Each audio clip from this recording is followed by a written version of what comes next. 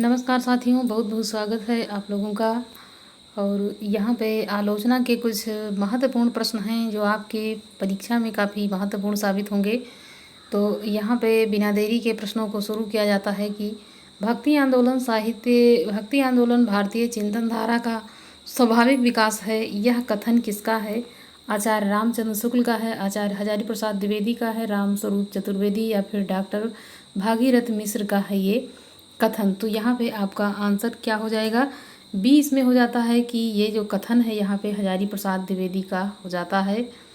अगला यहाँ पे प्रश्न है कि दूसरी परंपरा की खोज किस विधा की रचना है? काफ़ी ये चर्चित यहाँ पे रचना हो जाती है। तो ये आलोचना है, खोज एवं सर्वेक्षण है, कहानी है या फिर ललित निबंध है।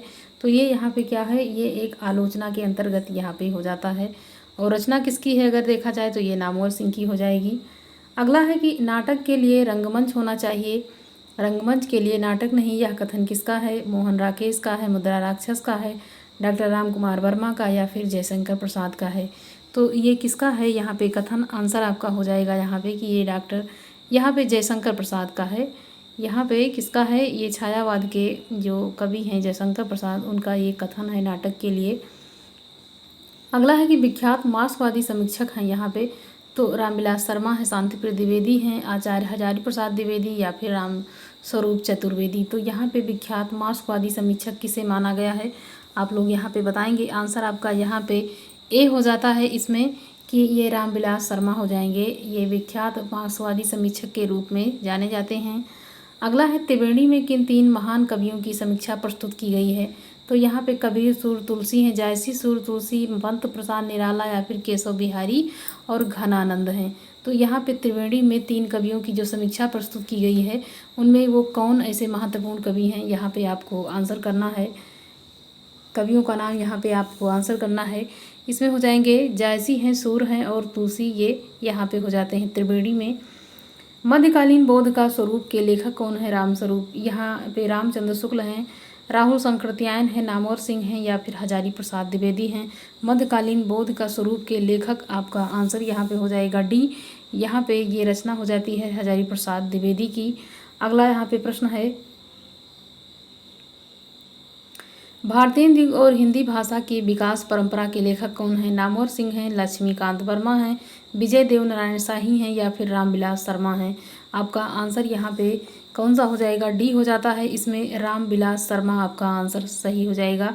अगला है निम्नलिखित में से कौन मार्क्सवादी विचारधारा का आलोचक नहीं है? तो नहीं आपको आंसर करना है इसमें। तो नामवर सिंह हैं, यहाँ पे शिवदान सिंह चौहान है, रामविलास शर्मा या फिर विजय देवनारायण शाही। आपका आंसर इसमें जो सही हो जाता है वो डी है, इसमें विजय देवनारायण शाही यहाँ पे हो जाएंगे। आपका आंसर डी यहाँ पे सही हो जाता है। अगला है कि निम्नलिखित में से किस कृति के लेखक रामविलास शर्मा हैं? हिंदी के विकास में अपभ्रंश का योगदान, दूसरी परंपरा की खोज, छायावाद, भाषा और समाज। तो यहाँ पे आपको बताना है कि इसमें जो कृति है इसके लेखक रामविलास शर्मा हैं। आपका आंसर इसमें डी हो जाता है। क्या डी हो जाएगा इसमें? भाषा और समाज, ये रामविलास शर्मा की रचना हो जाती है। आलोचना को भाषाई रीतिबद्धता से उन्होंने वैसे ही मुक्त किया है जैसे निराला ने कविता को छंदों के बंधन से। उपर्युक्त कथन किसके हैं, किसके संबंध में है? यहाँ पे आपका आंसर हो जाएगा क्या? बी हो जाता है इसमें, बिल्कुल ही सही आपका, डॉक्टर रामविलास शर्मा। अरस्तु का काव्यशास्त्र किसकी रचना है? बाबू गुलाब राय, डॉक्टर रामवर सिंह, डॉक्टर नगेंद्र या फिर रामचंद्र शुक्ल। अरस्तु का काव्यशास्त्र, ये काफ़ी महत्वपूर्ण प्रश्न हो सकता है आप लोगों के लिए। यहाँ पे आपका आंसर हो जाएगा कौन सा? सी हो जाता है, डॉक्टर नगेंद्र यहाँ पे हो जाएगा। अगला यहाँ पे प्रश्न है कि कविता के नए प्रतिमान, क्या इसमें है कविता के नए प्रतिमान? आपको यहाँ पे बताना है कि इसके लेखक कौन है? डॉक्टर नगेंद्र हैं, डॉक्टर नामवर सिंह हैं, डॉक्टर देवराज या फिर रामविलास शर्मा। तो यहाँ पे आपको बताना है ये किसकी रचना यहाँ पे हो जाएगी। आपका आंसर यहाँ पे जो सही हो जाता है वो कौन सा हो जाएगा? इसमें बी हो जाता है, डॉक्टर नामवर सिंह यहाँ पे हो जाएगा।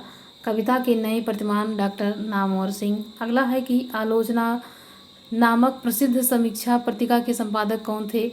Doctor Namvar Singh, doctor Nagendra, doctor Ramvilas Sharma, Acharya Nand Dulare Vajpeyi. आलोचना नामक प्रसिद्ध समीक्षा पत्रिका के जो संपादक हैं, आपको आंसर करना है इसमें। तो यहाँ पे आपका जवाब हो जाएगा इसमें ए नामवर सिंह यहाँ पे हो जाता है। अगला यहाँ पे प्रश्न है कि डॉक्टर नहीं, यहाँ पे रस मीमांसा नामक आलोचना पुस्तिका के लेखक कौन हैं? तो यहाँ पे डॉक्टर नगेंद्र हैं, यहाँ पे नामवर सिंह हैं, आचार्य हजारी प्रसाद द्विवेदी या फिर रामविलास शर्मा।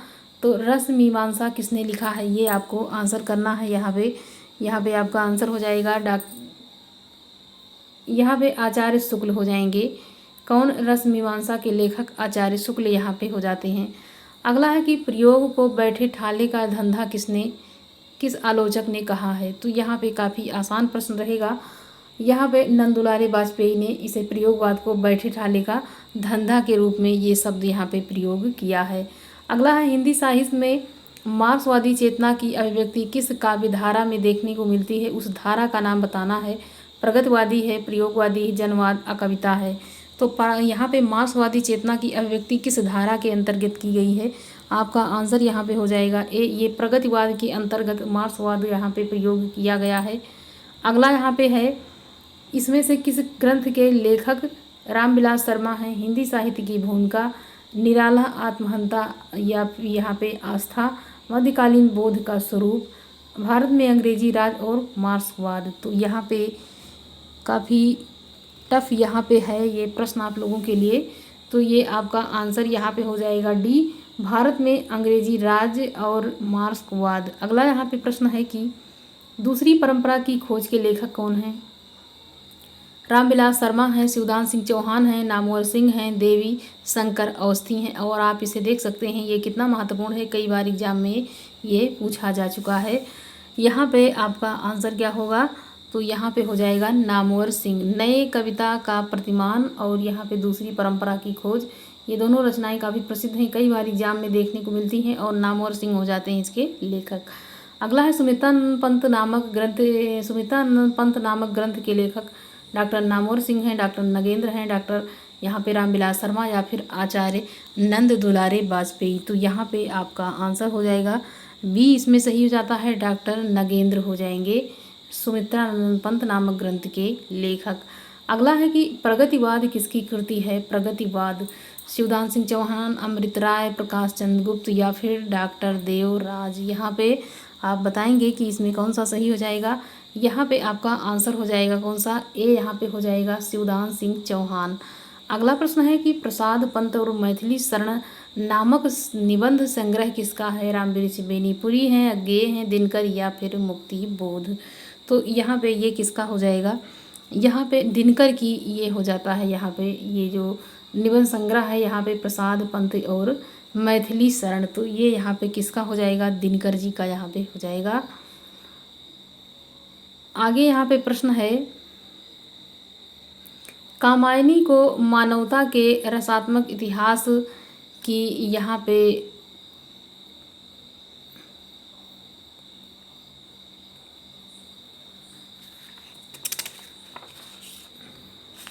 कामायनी को मानवता के रसात्मक इतिहास की संज्ञा प्रदान की है, किसने की है? आचार्य रामचंद्र शुक्ल ने, नलिन बिलोचन शर्मा ने, नंद दुलारे वाजपेयी या फिर रामनाथ लाल शुक्ल ने।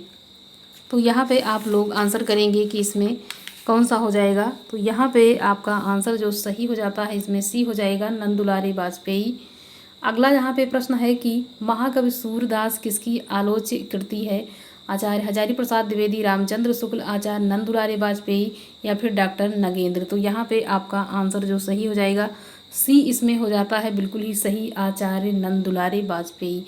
अगला यहाँ पे प्रश्न है कि हिंदी के किस आलोचक ने देवरानी जेठानी की कहानी को यहाँ पे जो प्रथम उपन्यास माना है, किसने माना है? डॉक्टर यहाँ पे नामवर सिंह ने, यहाँ पे रामविलास शर्मा ने, विजय मोहन सिंह ने या फिर यहाँ पे गोपाल राय ने माना है। तो किसने माना है? ये देवरानी जेठानी की कहानी जो है, ये इसको प्रथम कहानी किसने, कहानी नहीं, यहाँ पे प्रथम उपन्यास किसने माना है?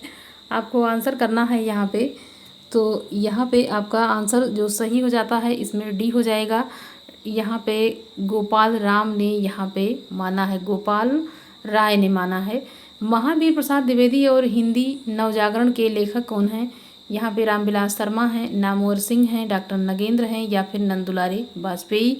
आपका आंसर इसमें होना चाहिए कौन सा? ए हो जाएगा इसमें आपका आंसर यहाँ पे रामविलास शर्मा हो जाएगा, बिल्कुल ही सही जवाब आपका।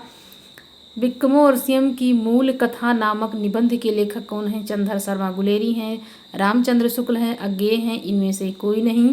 तो यहाँ पे मूल कथा नामक निबंध के लेखक आपको आंसर करना है।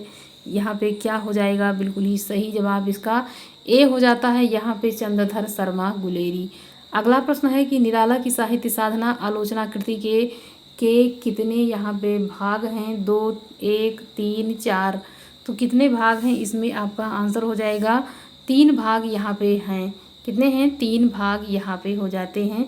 हिंदी के काव्य भाषा परक समीक्षक का नाम है विजय देव नारायण शाही है, डॉक्टर रघुवंश है, नेमीचंद जैन है, राम स्वरूप चतुर्वेदी है। तो हिंदी के काव्य भाषा परक समीक्षक का नाम यहाँ पे जो है वो इसमें कौन सा हो जाएगा? यहाँ पे डी हो जाता है आपका सही जवाब, राम स्वरूप चतुर्वेदी। यहाँ पे आपका आंसर सही हो जाएगा। कबीर बाज भी, कपोत भी, पपीहा भी के रचनाकार कौन है? डॉक्टर धर्मवीर भारती हैं, मुद्रा राक्षस हैं, धूमिल हैं या फिर प्रेमचंद हैं। तो यहाँ पे आपको आंसर करना है, इसमें सही जवाब हो जाएगा धर्मवीर भारती। डॉक्टर धर्मवीर भारती यहाँ पे आपका आंसर हो जाएगा। कबीर बाज भी, कपोत भी, पपीहा भी। अगला यहाँ पे प्रश्न है प्रगतिवादी समीक्षक कौन है? रामचंद्र शुक्ल हैं, रामविलास शर्मा हैं, गुलाब राय हैं, श्याम सुंदर दास हैं। आपका जवाब यहाँ पे हो जाएगा बी, बिल्कुल ही सही, यहाँ पे रामविलास शर्मा। अगला यहाँ पे प्रश्न है कि प्रेमचंद सामंत का मुंशी पुस्तक के लेखक कौन हैं? डॉक्टर धर्मवीर भारती, विवेक की राय हैं, मुद्रा राक्षस, प्रेमचंद्र। तो यहाँ पे आपको आंसर करना है, इसमें सही जवाब कौन सा हो जाएगा? ए, यहाँ पे धर्मवीर भारती आपका सही जवाब हो जाता है। अगला प्रश्न है कि तुलसी आधुनिक वातायन से पुस्तक के लेखक कौन हैं? रमेश कुंतक मेघ है, माता प्रसाद गुप्त हैं, अशोक वाजपेयी या फिर यहाँ पे विश्वनाथ प्रसाद मिश्र हैं। तो यहाँ पे आप लोग बताएंगे कि आपका आंसर यहाँ पे क्या हो जाएगा? तो यहाँ पे आपका आंसर ए हो जाता है, बिल्कुल ही सही। तो यहाँ पे 30 प्रश्न आप लोगों के लिए आलोचना के प्रस्तुत किए गए हैं और यहाँ से आप अपनी तैयारी को देख सकते हैं, परख सकते हैं और अंदाज़ा लगा सकते हैं कि किस प्रकार के प्रश्न यहाँ पे परीक्षा में बार बार दोहराए जा रहे हैं और पूछे जा रहे हैं। उसी प्रकार से आप अपनी तैयारी को कर सकते हैं। साथियों, मिलते हैं किसी अगले वीडियो में, तब तक के लिए धन्यवाद।